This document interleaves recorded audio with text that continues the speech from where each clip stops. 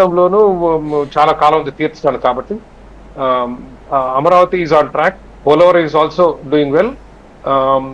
సరే, technical difficulties కొంచెం చెప్పారు. మన తెలియదు డ్యామేజ్ ఎంత అయిందో. మన కేంద్ర ప్రభుత్వం చేతులు దులుపుకుంటే it is not a good thing in terms of design.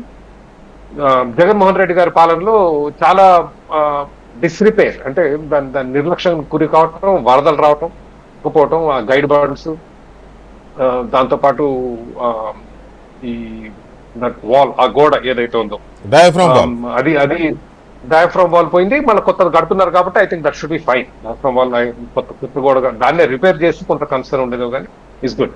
నా దానికి తోడు నెక్స్ట్ ఇండస్ట్రియల్ గ్రోత్ పరంగా చంద్రబాబు నాయుడు గారు వచ్చిన తర్వాత ఆయనకున్న ఇమేజ్ కానీ, ఆయన గతంలో చేసిన పనుల మూలంగా కానీ రాష్ట్రానికి పెట్టుబడులు రావటం మొదలుపెట్టాయి. దాంట్లో బీసీపీఎల్ పెద్దది అన్నిటికంటే భారత్ పెట్రోలియంది 95,000 కోట్ల రూపాయల పెట్టుబడి. అది కేవలం గాల్లోది కాదు, ఆల్రెడీ బోర్డు అప్రూవ్ చేసింది 6,000 కోట్లు. దాని ద్వారా ప్రాజెక్ట్ కంప్లీట్ అయ్యేసరికి దాదాపు 1,00,000 ఉద్యోగాలు నెల్లూరు జిల్లాలో వస్తాయి. So it is very very big project. అది జగన్మోహన్ రెడ్డి గారు ఉన్నంతకాలం ఆగిపోయిన ప్రాజెక్ట్, రాకుండా టీడీపీ కూటమి ప్రభుత్వం అధికారంలోకి రాగానే ఎమ్మటే వచ్చింది. దాంతోపాటు ఆర్సిఆర్ మిట్టల్ది ఒకటి. ఇట్లా there is a series of investments that are coming in. దాంతోపాటు ఆంధ్రప్రదేశ్ రాష్ట్ర ప్రభుత్వం ఎన్ని రకాల రాయితీలు ఇవ్వాలో అన్ని రకాల రాయితీలు ఇచ్చి వివిధ రకాల పరిశ్రమలు తీసుకురావడానికి ప్రయత్నం చేస్తుంది. అంతవరకు బాగుంది. ద నెక్స్ట్ అది నూతన సంవత్సరం కాబట్టి సంతోషకరమైన విషయాలు దాంట్లో ఎక్కడ మనకు రెండో ఆలోచన లేదు. పట్టాభి గారు వీటి గురించి కొంచెం ముందు చెప్పడం జరిగింది. ఇక కన్సర్నింగ్ అంటే మనం కొంచెం ఆందోళన చెందాల్సిన విషయాలు ఏంటి అంటే, తెలుగుదేశం పార్టీ ఎన్నికలకు ముందు అధికారంలో రావడానికి రకరకాల ఫ్రీబీస్ ప్రకటించడం జరిగింది. 4.5 సంవత్సరాల పాటు వైసీపీ చేస్తున్న నిర్లక్ష్య ఆర్థిక విధానాలను విమర్శిస్తూ కరెక్ట్ ఎన్నికల టైము కర్ణాటక ఎన్నికలు అయిపోగానే వాళ్ళని చూసి పులిని చూసి మనం వాతలు పెట్టుకున్నట్లు ఏమంటే మనం ఫ్రీ సిలిండర్లు అన్నాం, ఫ్రీ బస్సు అన్నాం, మెగా డిఎస్సి అన్నాం. వాటి ఖర్చు పేలబోతుంది. మీకు తెలిసిన విషయం, ఆంధ్రప్రదేశ్ రాష్ట్రానికి 10 లక్షల కోట్ల రూపాయల అప్పు ఉంది. 10 లక్షల కోట్ల రూపాయలు. మెగా డిఎస్సి ఇప్పుడు ఏదైతే ఇస్తున్నారో, ఉద్యోగాలు ఇవ్వబోతున్నారో దాని మూలంగా కనీసం 10,000 కోట్ల రూపాయలు ప్రతి సంవత్సరం.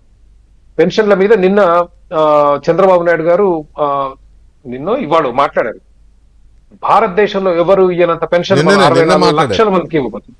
నిన్న మాట్లాడారు గుంటూరులో అండి, నర్సరావుపేట 64 లక్షల మంది ఉన్నారు. 32,400 కోట్ల రూపాయల సంవత్సరానికి. దాంతో పాటు ఇది మరీ దుర్మార్గమైన ఫ్రీబీ ఆఫర్ చేసింది. ప్రతి మహిళ 18 సంవత్సరాలకు మించిన ప్రతి మహిళకి 1,500 రూపాయలు ఇస్తా ఉన్నారు నెలకి. దాని ఖర్చు 18,000 కోట్ల రూపాయలు కాకపోతుంది. ఉచిత సిలిండర్ ఎవరు అడగలేదు. ఉచిత సిలిండర్ 2,500 కోట్లు ఎందుకు ఇస్తా ఉన్నారో నాకు తెలియదు. ప్రతి రైతుకి 20,000 రూపాయలు ఇస్తా ఉన్నారు, 14,000 కోట్లు. ప్రతి స్కూల్ విద్యార్థి, మన జగన్మోహన్ రెడ్డి గారి కాలంలో అమ్మఒడి ఖర్చు 6,500 కోట్లు. ఉచిత బస్సు అసలు హాస్యాస్పద ఉచిత బస్సు. అసలు ఎన్ని ఇబ్బందులు గురి చేస్తుందో తెలంగాణలో, కర్ణాటకలో.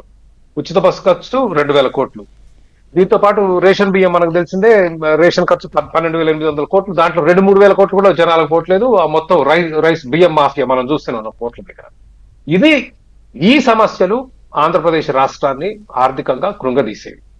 ఈ రోజు ఆంధ్రప్రదేశ్ రాష్ట్రంలో దురదృష్టవశాత్తు ఏ పార్టీలో కూడా, ఏ నాయకుడు కూడా ఈ ఉచిత పథకాల మూలంగా మన భవిష్యత్తుకు, మన పిల్లలకు పారమైన నష్టం జరుగుతుంది. ఇదే డబ్బు మనం తీసుకెళ్లి ఒక మెట్రో గట్టు, ఒక ఓఆర్ఆర్ గట్టు, ఒక ఎయిర్పోర్ట్ గట్టు, ఒక పోర్ట్ గట్టు, రోడ్లు బ్రహ్మాండంగా చేసుకొని విద్యుత్తు తక్కువ ధరకు పరిశ్రమలకు ఇచ్చుకుంటే లక్షల ఉపాధి అవకాశాలు సృష్టించబడతాయి అని చెప్పే ధైర్యం ఉన్న నాయకుడు ఈ రోజు లేడు. కొన్ని ఇవ్వాలి, తప్పదు. బీద ప్రజలకి సహాయం చేయండి, తప్పే లేదు. ఏంటిది ఈ ఉచిత సిలిండర్లు ఏంటి, ఉచిత బస్సు ఏంటి, 18 సంవత్సరాల మహిళలకి డబ్బులు ఏంటి, ఎటు తీసుకెళ్తున్నారు రాష్ట్రాన్ని? చంద్రబాబు నాయుడు గారు ఈజ్ అ విజనరీ. ఇవాళ మనం చూస్తుంటే ఆయన ముఖం చూసి వస్తున్నాయి వ్యాపారాలు. దురదృష్టం ఏంటంటే ప్రజలకి వాస్తవాలు చెప్పి వాళ్ళకి బుజ్జగించి ఇది సరైన విధానం కాదు అని చెప్పే నాయకుడు లేకపోవటం ఇవాళ నూతన సంవత్సరాలు మనం పర్యవేక్షించుకోవాలి. ఎందుకంటే మన చుట్టుపక్కల దేశాలు, మన ప్రపంచం ముందుకెళ్ళిపోతుందండి. చైనా మనకంటే 6 పెరిగింది. చైనా 6 పెరగడానికి ఏం చేసిందో తెలుసా అండి? 3 కోట్ల ప్రభుత్వ ఉద్యోగాలు, 3 కోట్ల మందిని తీసేసి ఉద్యోగాలు